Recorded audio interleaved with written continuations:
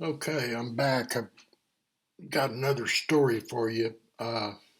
Says quarantines don't work and cause mass panic, and I agree with that 100%. I'm going to try to get through this video with you.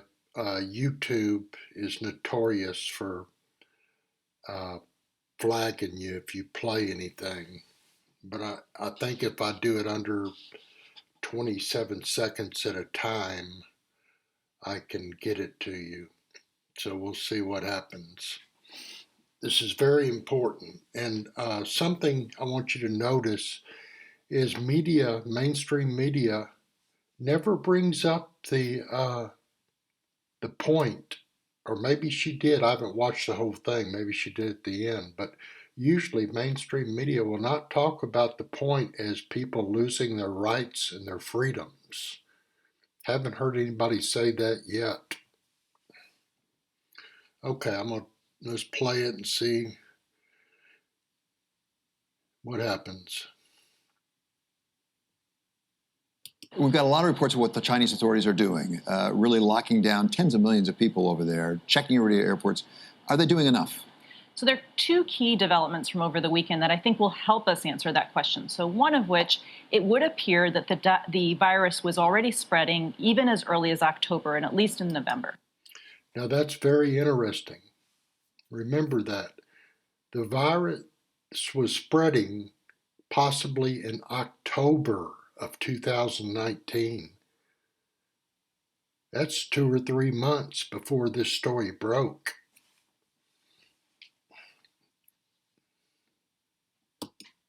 So that means that the virus was spreading undetected. And so we're really only detecting it now because we're looking for it. We have a test for it that didn't really emerge until the end of December. So that's one key issue. The other key development is that it would seem that sometimes the virus may be transmitting by people who do not have symptoms at all. And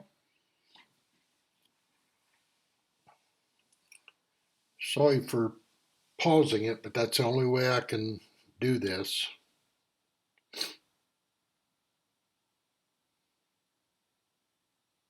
And by the way, this video is, I think, a few weeks old too.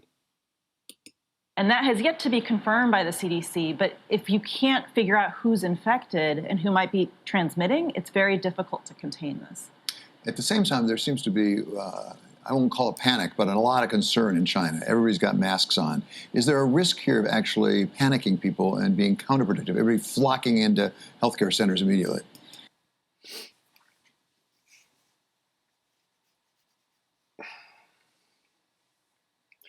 Actually, the real danger here is the quarantine lockdowns are more dangerous actually than the virus at this point, for the very reason people losing their rights and freedoms.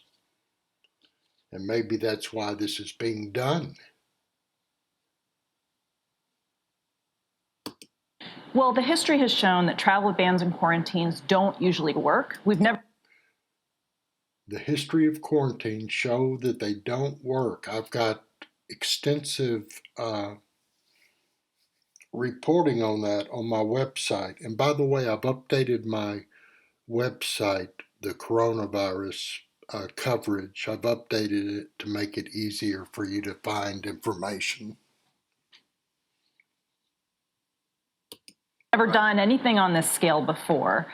Quarantines in the case of Ebola were very specific, actually, to the specific patient who had symptoms, who was being diagnosed and managed. But when you're doing this kind of population-level quarantine, it has not been shown to work. It basically drives, as you said, mass panic. And also, as a consequence of all of this, you're already seeing shortages of food, of medical supplies. We've seen videos of Chinese women in grocery stores.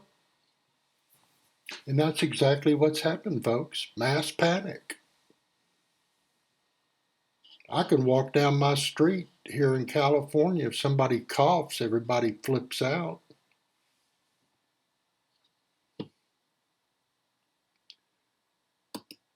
stores, duking it out literally to buy produce.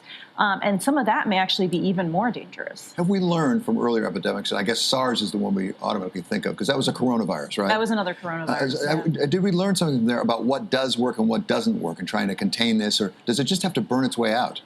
So if this is not transmitted by people without symptoms, then the same strategies we used for prior coronaviruses like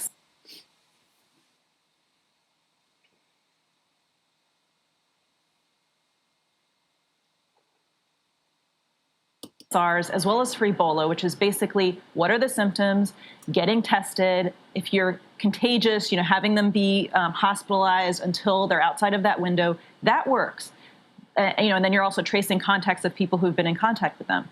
But if people who don't have symptoms are transmitting, that's a game changer. Okay, that's it. I agree with this 100%. That quarantines do not work. They make things worse.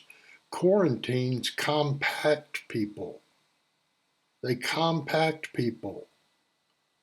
Like on the cruise ships, when you should be expanding people.